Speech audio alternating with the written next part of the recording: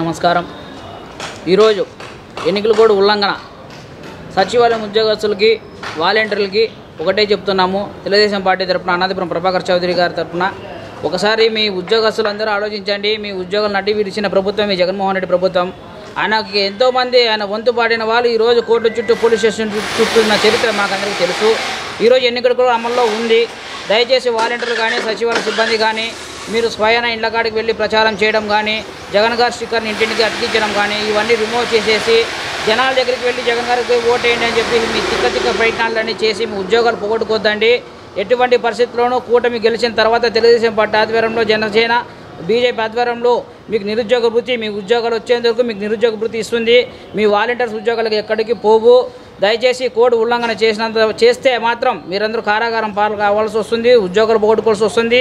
మీరెవరూ తల ఎత్తుకోలేని పరిస్థితిలో వస్తారు. పెద్ద ఉద్యోగస్తులకే దిక్కు దివనం లేదు జగన్మోహన్ రెడ్డి గారి ప్రభుత్వంలో.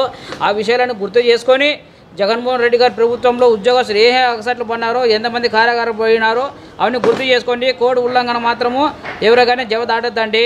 కలెక్టర్ గారు, డిఎస్పీ గారు, ఎస్పీ గారు, ఆర్టీఓ గారు, ఎంఆర్ఓ గారు ఇంతమంది రిటర్నింగ్ ఆఫీసర్లు ప్రెస్ నోట్లు ఇచ్చినా మీడియా ద్వారా ప్రచారం చేసినా రేపు పొద్దున ఆటోలో కూడా అనౌన్స్ చేయమని చెప్పి తెలుగుదేశం పార్టీ తరఫున మేము వాళ్ళని విన్నవించుకోవడం జరిగింది.